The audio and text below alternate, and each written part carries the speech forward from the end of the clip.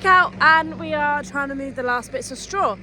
We didn't manage to get it finished the other day, but looking for rats again. So I've got another trailer full of linseed bales ready for me to go and cut, and then they're going to go composting if you hadn't watched my video before. So they're all going cut the strings so they don't rot, because they don't rot, and then we're gonna compost them, and then it's good for organic matter, a bit of nitrogen, a bit of like stuff to get, and it'll just be spread on the field with the muck spreaders in a few years time when it's all broken down, decomposed, etc, etc. So we're saving the oats bales, we're keeping them, and they're going to go off to Wales for cattle bedding.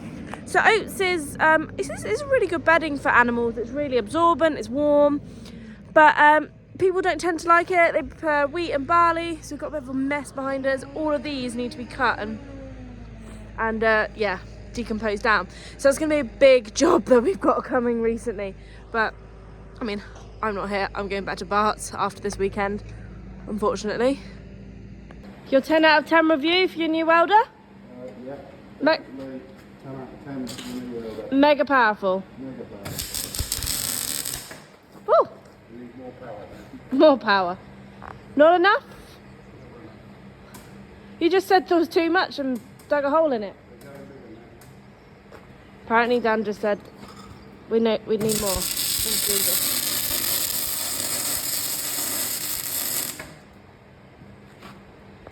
So we got our new welder. We have a coarse settings, fine settings, wire settings, and this is where our coil comes out of. Coarse is like, we have 4, so it's the big power, so like 100, 200, 300, 400. And then we have little power, 1 to 6, which is like 420, 430, 440, etc. So you can adjust it of what you're welding. So you can see Dan's using it. So unwinding here basically. So you need gas, you need power and electric, and you also need an earth, which is connected to the metal.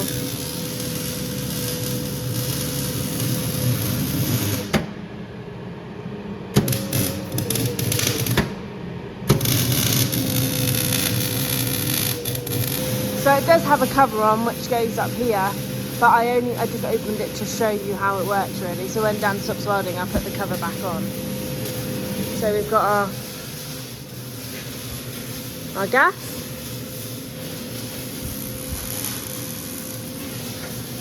which connects to there. We've got a power lead which connects here, and that's our earth, that one there, which connects to a piece of the metal. And the last finishing touches, then we're done. So we're back at it, and the shed is nearly full. I can see daylight now between the barn, which is so good. We have been catching lots of rats, how disgusting. But they love it, they're eating all the grain left in the straw, and it makes a good bed because it's warm. Anyways, we're nearly there, we can see light. My trailer's getting a bit more full now, as you can see.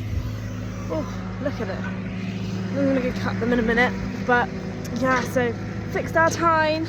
It's a little bit, down, but as the heat melts it, it kind of like drops a little bit, unfortunately, but it is working and it's not getting stuck and it hasn't fallen off yet, fingers crossed, so we can carry on. It's a little bit of a bodge work, I'm not gonna lie, but yeah, we can see daylight. See if we can spot any more rats. It's literally the highlight of my day. So we've got another Ellie's Welly, and thank you to Institute of Agricultural Management, IAGRM. So are you free on the 20th of March at 7 o'clock in Reading? And you want to talk to Andrew Meredith? This is the editor of the Farmers Weekly. So I'm sure farmers or people that are not farmers, you might read the Farmers Weekly or see it in the shop. It's a really big agricultural magazine. So there's going to be lots of things discussed by Andrew Meredith, such as the war in the Ukraine and how this has affected farmers and what we're going to see and how the outcomes of this, regen ag, sustainable food production, what else we're going to see, new technology advances, and what he thinks, and also just a little bit about what he does as an agricultural writer and editor. It's also a chance to speak to him firsthand as well and get some pictures. So if you're free on the 20th of March, all the link is below. It is £25. Just a few other bits are also going to be discussed. So we've also got regen ag, how Ukraine have affected farmers, and what's going to happen about this, and also food sustainability. So the more success I have with these adverts, the more they're willing to put into Ellie's Welly, which means more will go to the Thames Valley Air Ambulance, which is a really good cause. And remember, they're self-funded, and you never know who will need them any day. So thank you IAGRM for this donation and advert, and I hope people go because it sounds like a really good event.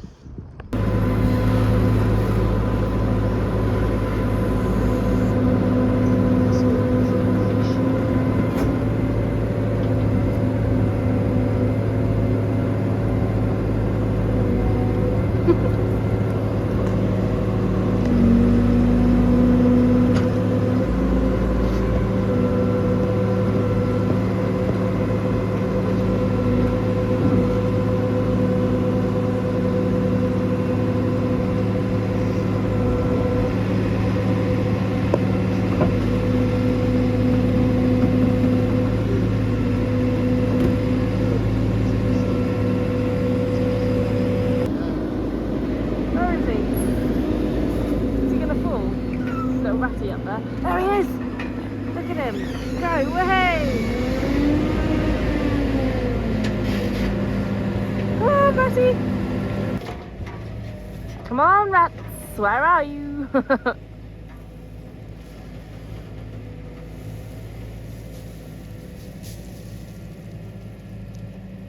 Ah! There he is!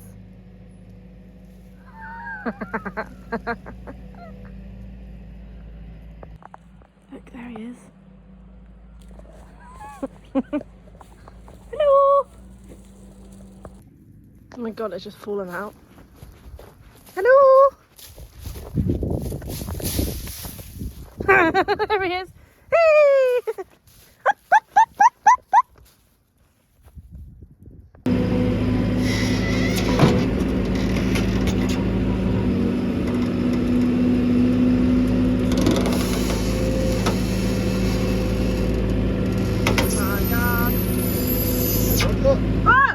Down there. Big fat.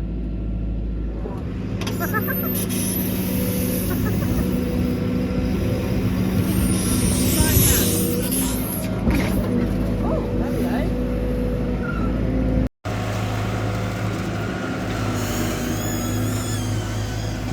Ah!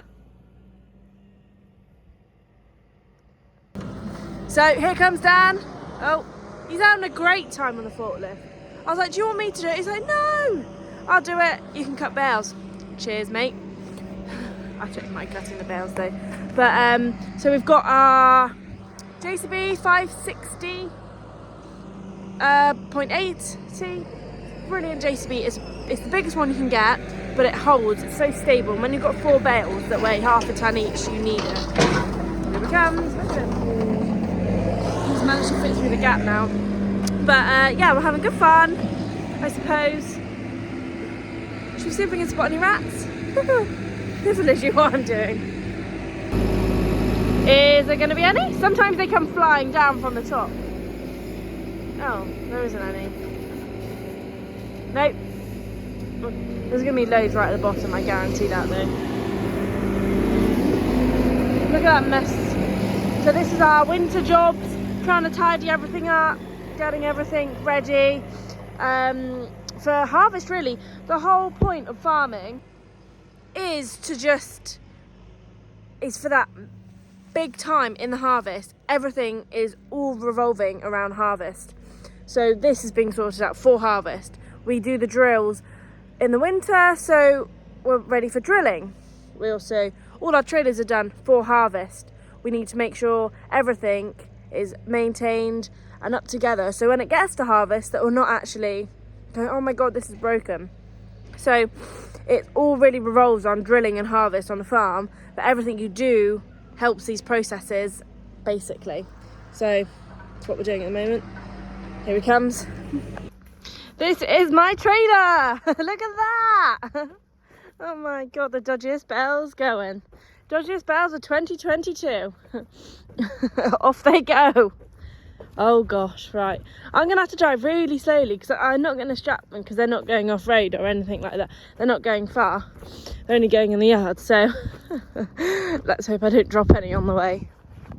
So today I'm in one of the older tractor kind of cabs. It's got the little screen. It's got a different throttle, different PTO, and it's just all a lot simpler really. And the arms is here and here, and obviously the spool valves, if you look at them, they're a bit different. Sorry, I'm bumping around. But mainly all your controls are over here. So you've got your forward drive, your flashing lights, you know, bits and bobs like that. My forward drive's actually on. Take that off for a sec. And obviously it's got the old mirrors, the old what do you call it? Sunroof visor. I'll get and it's also got the temperature up there as well. So I'll get another tractor, and I'll compare it for you, and I'll show you what's different. It's also got the lights that are different. This is still the same, but this is similar, but it's just not the same shape. You'll get what I mean when I show you the new ones.